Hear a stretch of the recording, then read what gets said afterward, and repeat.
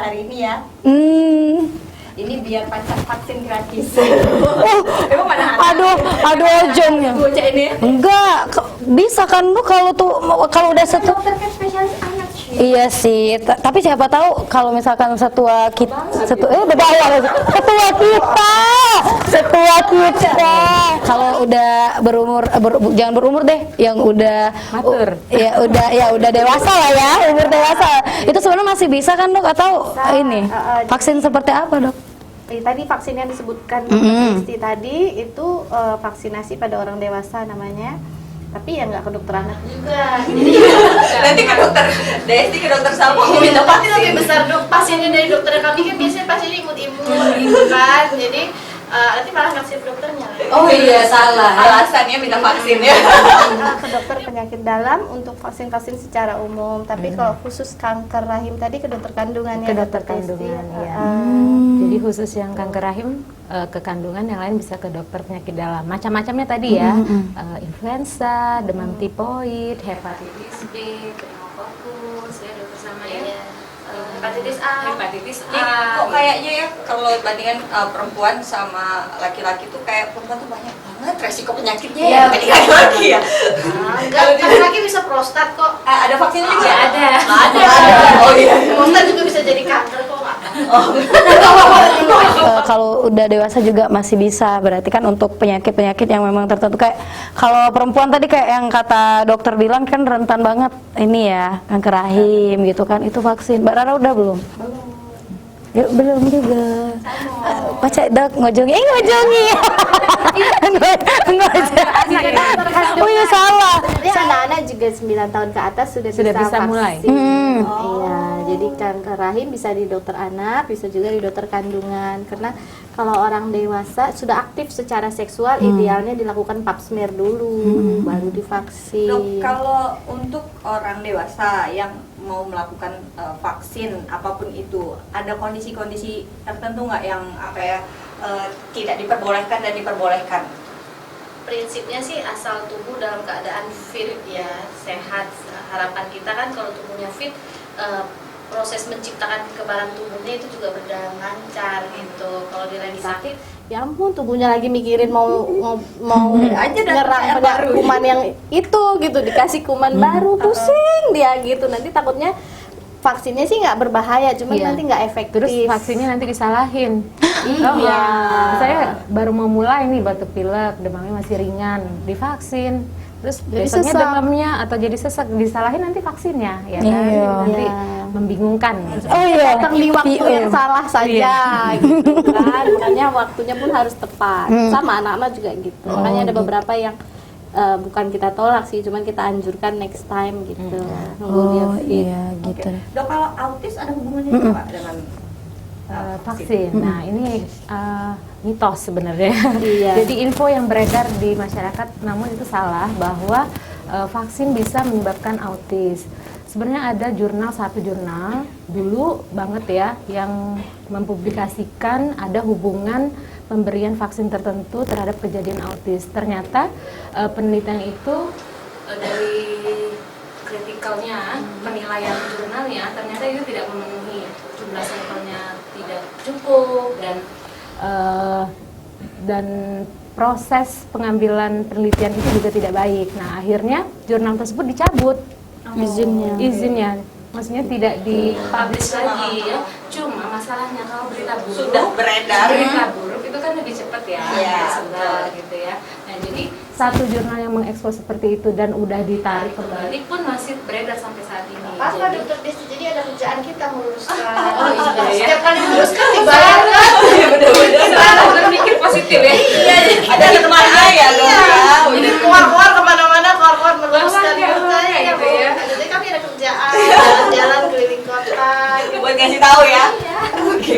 Juga Iya, makanya itu. Jadi lain kali kalau menerima kabar baik itu ditelaah dulu, Betul. atau baca-baca dari medsos, dilihat dulu gitu. Jadi dicerna. Ya, hoax, apakah jurnalnya itu ternama atau sumbernya ya begitu. Bener tuh. Kayak itu. Dia cuma bikin Enggak. Emang ngebuat omongan, bukan ngebuat berita palsu, tapi ngebuat omongan. Tapi kalau ngomongin soal berita, bukan berita sih yang palsu atau yang asli, ini pengen tahu nih dok, kira-kira vaksin itu yang ngebedain asli sama palsu tuh gimana sih? Soalnya kan banyak tuh, ini kan internet kan luas tuh, banyak yang kayak heboh, wah vaksin ini dijual nih, ada yang di sini nggak tahu harganya lebih murah, orang pada kesana nggak taunya palsu. Beli di e-commerce terus minta suntikin sama perawat kan. Itu kan suka sembarangan. Kasus vaksin palsu udah lama kan udah ditangkap juga orangnya. Iya sih. Iya kan ya. Jadi kalau vaksin itu kalau kita mau tahu asli atau palsu, yang pertama tempat kita belinya itu terjamin lah ya, jelas gitu kan ya. Kalau dari distributornya resmi, itu iya. dari distributor resmi gitu, dan biasanya harus melewati apotik panel, nggak bisa beli sembarangan. beli sembarangan. Bahkan Dokter pun nggak bisa. Iya, bahkan dokter pun, saya pun membeli vaksin harus melalui apotik panel yang resmi gitu. Beli di distributor resmi, melalui apotik panel resmi baru bisa nyampe ke saya gitu. Nah, kemudian di dalam vaksinnya sendiri itu ada nomor batch gitu, tanggal produksi, tanggal expire, seperti itu. Kemudian tadi Dokter Desi sudah menyinggung ada vial vaksin monitornya itu masih bagus atau layak atau tidak, seperti itu. Jadi memang harus, intinya sih beli di distributor resmi gitu. Tempat belinya harus jelas gitu. Jadi kalau kayak beli di online kemudian minta suntikin, ya kita nggak mau. Iya banget. Dan sebenarnya yang vaksin yang mungkin dipalsukan itu kan vaksin-vaksin yang mahal ya. Iya. Kalau vaksin yang dari pemerintah nggak mungkin lagi, udah gratis di mana-mana kan. Nah, yang mahal itu juga, bukan yang mahal ya, nyebutnya yang Paten paten yang branded itu sekarang itu kemasannya agak sulit untuk dipalsukan sebenarnya ya. ya, mereka Dia sudah antisipasi. bentuknya sudah bentuk tertentu ya, seperti suntikan yang khusus gitu, kotaknya, tampilannya itu akan sangat sulit sebenarnya untuk dipalsukan. Jadi jika tadi sudah dari distributor yang resmi, terus ya apotik panel, dan dilihat kelayakan bentuk kotak dan rupanya tadi serta nomor-nomornya benar, ya insya Allah nggak ada yang palsu sebenarnya. Oh gitu, jadi emang harus kita ini ya cermat sekali. Kalau beli vaksin jangan asal murah, asal tahu kayak praktis nih yang ini langsung. Itulah Mbak Rara. Kenapa vaksin itu bisa jadi mahal selangit gitu, karena memang yang branded itu pabriknya dari luar negeri. Iya. Oh, dari Jerman ya, Jerman Iya, sama mau siapa? mendatangkannya kan Mendatangkannya perlu proses yang panjang, Iya. melewati bea cukai, melewati ini. Jadi Wajar. wajar Wajar. harga, dan berdasarkan dolar kan, importernya juga Ininya pakai dolar gitu. Jadi di situ makanya mahal gitu. Tapi kalau vaksin yang dari Bio Farma buatan kita biasanya apa? Dok, ini berarti kan kalau vaksin itu virus, bakteri, bisa jamur, bakteri seperti itu bisa. kan. Semua penyakit yang disebabkan virus, apakah sudah ada vaksinnya atau ada penyakit-penyakit yang disebabkan virus dan sampai saat ini belum ada vaksinnya? Ada itu, Ada. emang cek corona itu kan belum ada. Itu sih kok. Begonya Jadi loh. nggak semua virus itu ribuan loh, macamnya. Virus yang menyebabkan penyakit ribuan. Ada juga yang nggak menyebabkan penyakit. Itu virus itu Banyak sekali, banget. iya. Ini virus itu Ini virus, virus. ya, virus cinta. Jadi nggak semua virus dan bakteri itu ada vaksinnya. Iya, nggak semua Jadi ada. hanya yang tadi tahap eksplorasi tadi, dieksplor mana-mana yang membahayakan, berbahaya, gampang menyebar, cepat menyebar.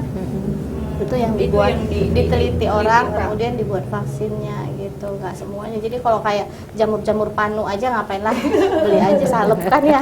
Berarti kalau misalnya kayak virus yang mematikan seperti HIV kayak gitu, Iya, sampai saat ini pun belum ada. Banyak penyakit yang memang sampai saat ini belum ada tuh vaksinnya. Kayak malaria juga nggak ada gitu kan, yang udah dari dulu orang tahu sakitnya dan artinya bisa menyebabkan kalau kematian. penyakit seperti itu hanya bisa disembuhkan Daya tahan tubuh kita. Iya, dan ketika dengan terserang. pengobatan. Ya, makanya hargailah vaksin yang sudah ada. Nah, Betul. itu Udah, betul udah. ada, itu kan divaksin. Yang nggak ada, ya lillahi ta'ala. berdoa aja. Jangan kena, berdoa. jangan kena gitu. Nah kalau ngomongin soal vaksin lagi nih dok, kira-kira kalau misalkan kita mau vaksin nih, tapi nggak satu vaksin sekaligus, misalkan 3 atau Borongan. Iya, borong. Dari umur Iya. sekian sampai umur sekian langsung. Iya. Itu bahaya atau enggak sih? Atau memang ada lagunya banyak Iya. ya. Udah semuanya aja langsung.